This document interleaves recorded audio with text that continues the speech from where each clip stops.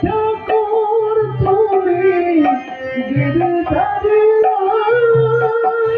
করুণে করুণা ঠাকুর আমি যেতে মাঝে রেখে চলুন একবার ভোয়ার একবার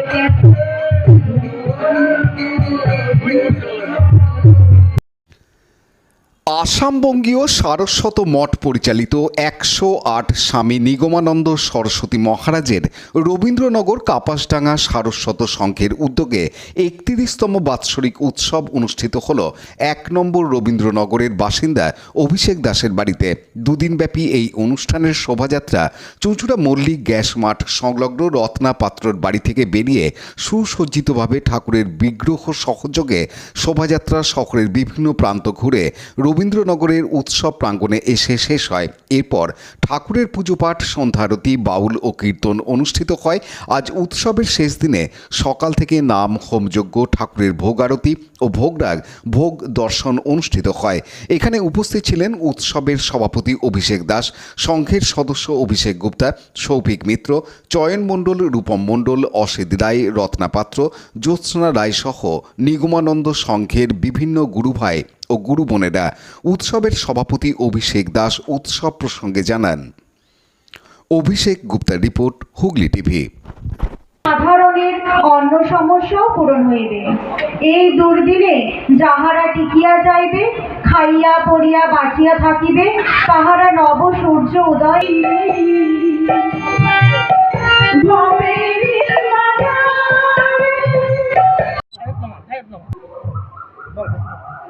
আজকে উৎসব সম্পর্কে আজ আমাদের রবীন্দ্রনগর কাপাসডাঙ্গা সারস্বত সংঘের যে বার্ষিক উৎসব, সেটি আজ আমার বাসভবনে অর্থাৎ রবীন্দ্রনগর ১ নম্বর অভিষেক দাস আমার বাড়িতে আজ অনুষ্ঠিত হইল। এবং গতকাল আমাদের নগর পরিক্রমা সহ নানান ধার্মিক সাংস্কৃতিক অনুষ্ঠান আমাদের হয়েছে খুব সুন্দরভাবে। আজ আমাদের সারাদিন ব্যাপী অনুষ্ঠান চলছে ভোর ৫টা থেকে, এবং আমাদের মঠের যিনি মহন্ত মহারাজ উনি আমাদের এখানে আসছেন বিকেল ৫টায়। অনুষ্ঠান খুব সুন্দরভাবে আমাদের চলছে।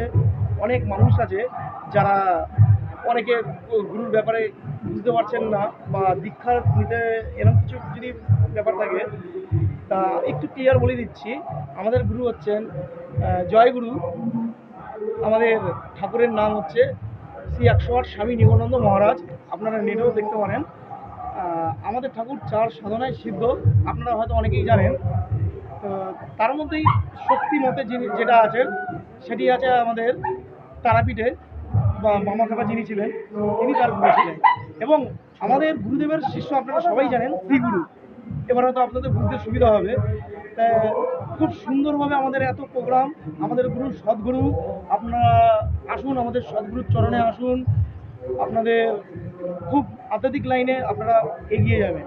আমরা সকলে আমরা আছি এবং আমরা নানান সেবা কার্য করে যাচ্ছি। গুরুদেবের কন্টিনিউ আমাদের চলছে, সারা টোটাল ভারতবর্ষে চলছে এবং পরিকল্পনা আছে ভারতবর্ষের বাইরেও আমরা এক এক করে সেখানে সেবা কার্যে আমরা পৌঁছে দিচ্ছি মানুষের কাছে, বা দেবো হয়তো। এখনও প্রায় শুরু হয়ে গেছে, কাজটি শুরু হয়ে গেছে। তা যাই হোক, এইটুকু বলবার।